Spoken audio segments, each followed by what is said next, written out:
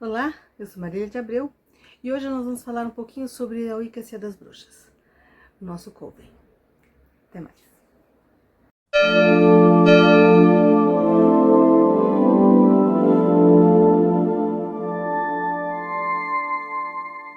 Olá, hoje nós vamos falar um pouquinho sobre a Wicca das Bruxas.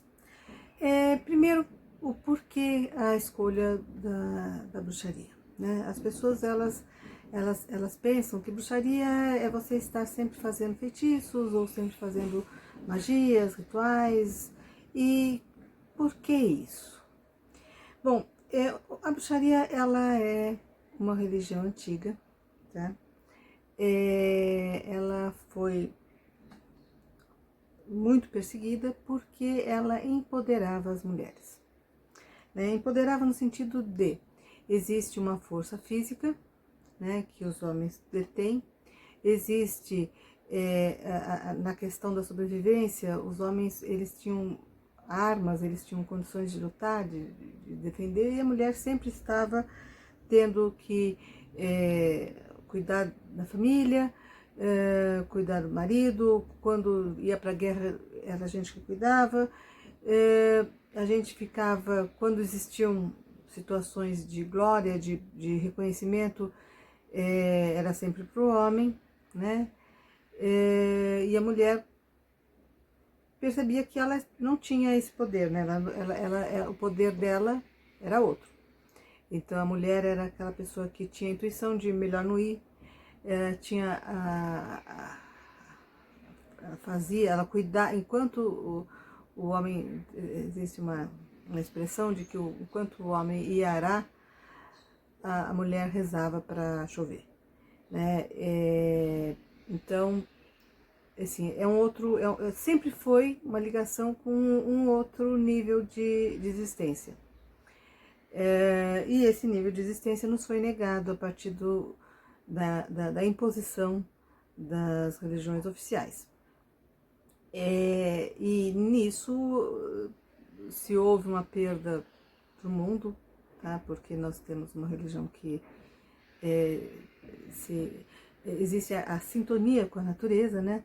A gente valoriza os ciclos, a gente percebe, a gente tem uma sabedoria que lida com as forças da natureza, e quando a gente se desliga disso, vai para o uso da natureza, dos seres, como se fossem objetos. A mulher virou objeto.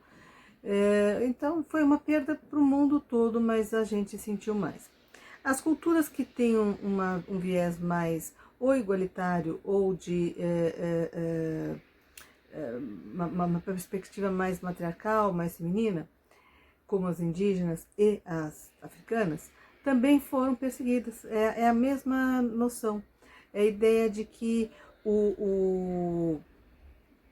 por quê eu digo que elas têm um viés mais feminino? Que em vez de serem movidas pela guerra, pela a ideia de expansão e de domínio, elas se formavam em tribos, clãs, e essas culturas em que as pessoas lutavam por viver bem e não por dominar e serem superiores. Quem é que manda, quem é que... Enfim.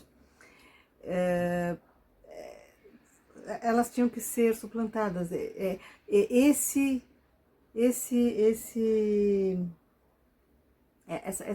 estilo de vida em que as pessoas todas procuram contribuir e para uma vida melhor em comunidade, e cumprindo aquilo que é o seu papel, os seus dons, né, trazendo os seus dons para o seu mundo, para melhorar as condições do seu povo, e viver respeitando a natureza, a cultura ancestral e tudo mais. Era muito... Esse sistema de vida não podia dar certo, porque daí quem estaria errado, né? E a gente, depois vocês dão uma espiadinha aqui nos nossos vídeos, que a gente fala sobre a magia do dinheiro, a gente fala justamente disso. Quer dizer, numa cultura em que um tem que estar certo e o outro que não faça a mesma coisa está errado, essas pessoas elas tinham que não dar certo. né? Quem faz uma coisa mais para o coletivo, uma visão mais inclusiva, essas pessoas elas não podem dar certo. Então, a origem do racismo, a origem do machismo, a origem é tudo a mesma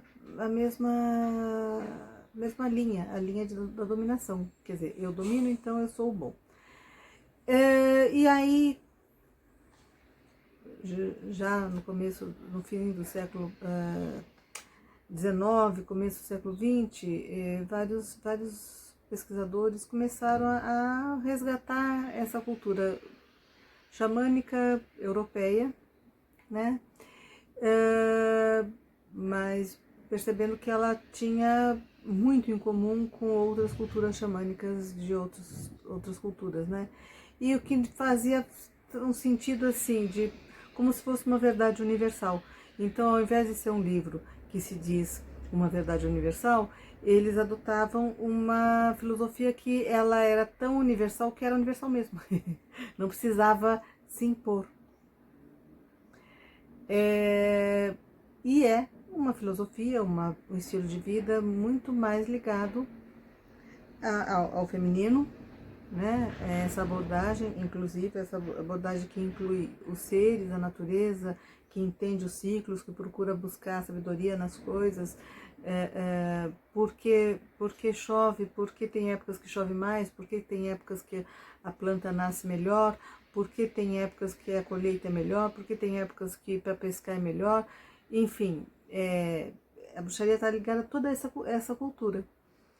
Quando no final dos anos 50 e dos anos 60 começou a existir o movimento feminista instantaneamente se identificou com a bruxaria, e nos Estados Unidos é praticamente uma história do outro.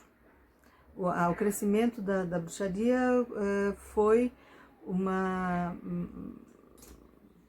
cresceu junto, são assuntos irmãos, junto com a questão do feminismo. E eu sou dos anos 60, tá? Se vocês conhecem alguma coisa dos anos 60, foi quando apareceu A Feiticeira, aquele filme, a Dina Eugênio. Logo em seguida começaram a acontecer filmes abordando terror, paranormalidade. Esses assuntos começaram a se tornar mais corriqueiros na mídia e sem um viés de a bruxa é a má e a Chapeuzinho Vermelho é a boa, ou sei lá quem.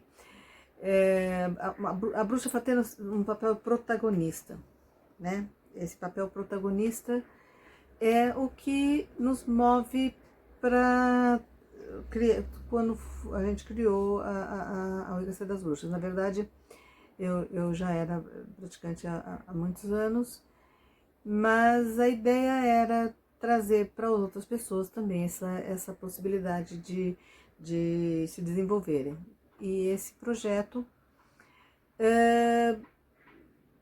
foi desenvolvido aos poucos. A gente tinha que formar o coven, criar a egrégora, criar o sistema nosso de ensino, tá? E a gente sempre escolheu, vocês não vão ver aqui no nosso canal, qual é o feitiço para amor, qual é o feitiço para ganhar dinheiro. Não, a gente tem que mostrar a ideia geral, porque a gente sabe que cada um tem uma linguagem.